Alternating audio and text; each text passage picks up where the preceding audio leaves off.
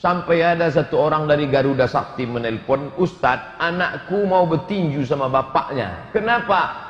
Anak ini pulang ke rumah, diambilnya semua celananya, diguntingnya, potongnya habis. Celana bapaknya pun dipotongnya. Gara-gara dikatakan asal di bawah mata kaki masuk neraka. Saya belajar di Maroko. Maroko itu mazhabnya Maliki. Semua guru saya di Darul Hadis mazhabnya Maliki. Bagaimana Maliki? Allahu Akbar, tangan turun ke bawah. Allahu Akbar. Tak pakai bismillah. Alhamdulillahi Rabbil Alamin, Ar-Rahmanir Rahim, Maliki Yaumiddin. Mimnya pendek, karena dia baca warsh, tidak hafs. Waladdallin, amin. Alif Lam Mim. Dzalikal kitabu la raiba fihi hudal lil muttaqin alladzina yu'minuna bil, tak ada hamzah. Yu'minuna bil ghaibi wa yuqimuna as-shalah. Pakai qiraat warsh. Tiba-tiba diminta saya jadi imam di sini, tiba-tiba saya buat begitu. Allahu Akbar. Alhamdulillahi Rabbil Alamin, Ar-Rahmanir Rahim, Maliki Yaumiddin. Selesai solat, komplain seluruh masjid ini. Siapa imam tadi? Ustaz Somad. ISIS nampaknya. Salahkah saya? Tidak salah. Di mana letak salah saya? Allahu Akbar, Maliki. Masih Ahlus Sunnah wal Jamaah. Alladzina yuqimuna as-shalah. Tak salah. Masih Ahlus Sunnah wal Jamaah. Ada qiraat Kumbul, ada qiraat Ibnu Katsir, ada qiraat Hafs, ada qiraat Warsh. Tidak salah. Lalu salahnya di mana? Saya membawakan mazhab yang asing di tengah mayoritas. Nang kene rusae. Inilah yang terjadi sekarang. Sudah jelas Riau ini mazhabnya Syafi'i, dibawakan Hambali. Dibawakan Hambali. Pagi tadi di jalan saya dapat WA. Apa judul pengajiannya? Tai kucing sama kencing kucing tak najis. Ini bukan barang baru. Ini cerita sudah 800 tahun yang lalu. Ini kan fatwa Ibnu Taimiyah. Hambali mengatakan tidak najis. Cerita ini sudah lama. Lalu mengapa dia menjadi konflik? Dijelaskan pada preman yang baru tobat. Lagi-lagi solusinya apa? Tarbiyah.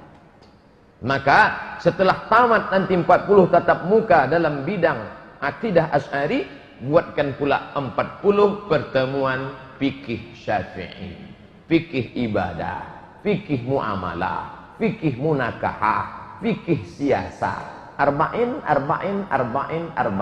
Kenapa 40? Karena buya kita dari Perti menulis buku 40 masalah agama, Kiai Haji Sirajuddin Abbas.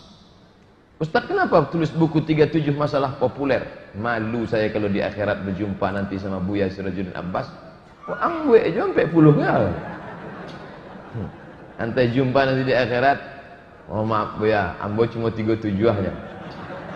Buya nan sampai puluh. Oleh sebab itu ini penting.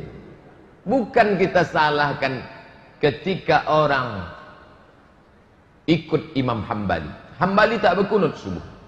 Tapi kemudian datang dia bertanya, Hambali, Ahmad bin Hanbal, ya, aku ikut engkau tak pakai kunut subuh. Tak apa-apa. Bagaimana kalau aku sholat imamnya bermazhab Syafi'i? Tengok adab Imam Hambali.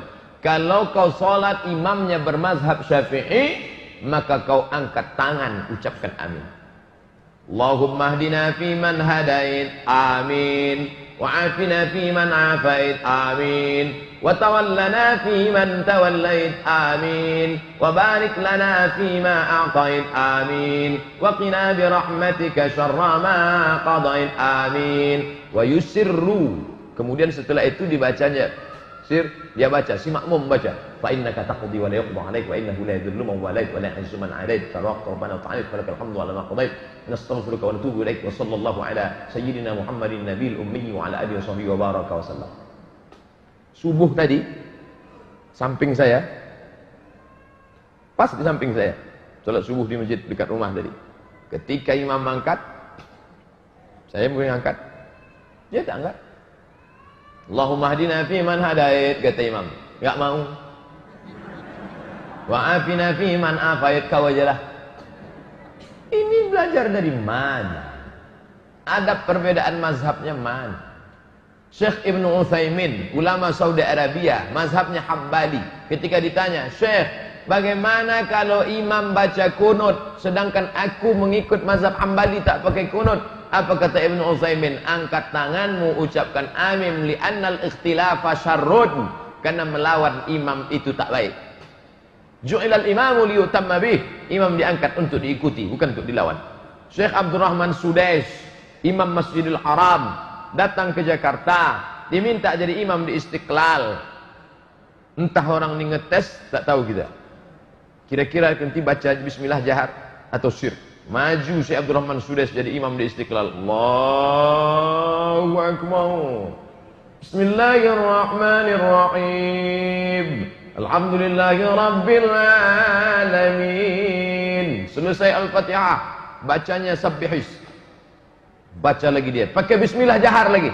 Bismillahirrahmanirrahim. Sabbihisma rabbikal a'la. Kenapa? Mazhab Syafi'i bismillah setiap di awal surat. Tapi ketika kita di Makkah, tak pernah telinga ini sekalipun mendengar Syekh Abdurrahman Sudais pakai jahar bismillah. Kenapa? Karena Makkah bermazhab Hambali. Tak kena yang bismillah. Namanya bismillah silent. Syafi'i jahar, Hanafi Hambali silent, Maliki tak pakai bismillah sama sekali. Semuanya ahlus sunnah. Tapi ketika dibawakan di mayoritas Syafi'iyah akan menimbulkan gejolak khilafiyah. Betul nih semuanya, semuanya betul. Lalu yang tak betul mana? Yang tak sembayang. Yang tak sembayang inilah yang jadi urusan kita bersama, perti. Masalah-masalah khilafiyah. Sampai ada satu orang dari Garuda Sakti menelpon, Ustadz, anakku mau bertinju sama bapaknya. Kenapa? Anak ini pulang ke rumah, diambilnya semua celananya, diguntiknya, potongnya habis. Celana bapaknya pun dipotongnya. Gara-gara dikatakan asal di bawah mata kaki masuk neraka. Ma asfalal ka'bain finnar, di bawah mata kaki masuk neraka. Padahal mazhab Syafi'i sudah menjelaskan lama. Imam Syafi'i meninggal 204. Sekarang 1438, 12 abad setengah hampir sudah dijelaskan. Kata Imam Syafi'i, kalau sombong baru haram, kalau tak sombong tak haram. Imam Syafi'i yang ngomong. Kalau sombong haram, kalau tak sombong tak apa-apa. Kata Imam Nawawi 676. Kalau sombong haram dalam Riyadhus Shalihin, kalau tak sombong tak apa-apa. Kalau sombong haram dalam Al-Minhaj Syarah Sahih Muslim Ibn Hajjaj, kalau tak sombong tak apa-apa. Imam Syaukani dalam Nailul Autar, kalau sombong haram, kalau sombong tak sombong tak apa-apa. Imam San'ani dalam Subulus Salam, kalau sombong. Sudah dijelaskan dalam mazhab Syafi'i. Yang di pondok Al-Munawwarah, yang di pondok Darul Quran, bagi mereka ini bukan sesuatu yang luar biasa. Karena mereka sudah kaji itu, mereka sudah baca kitab.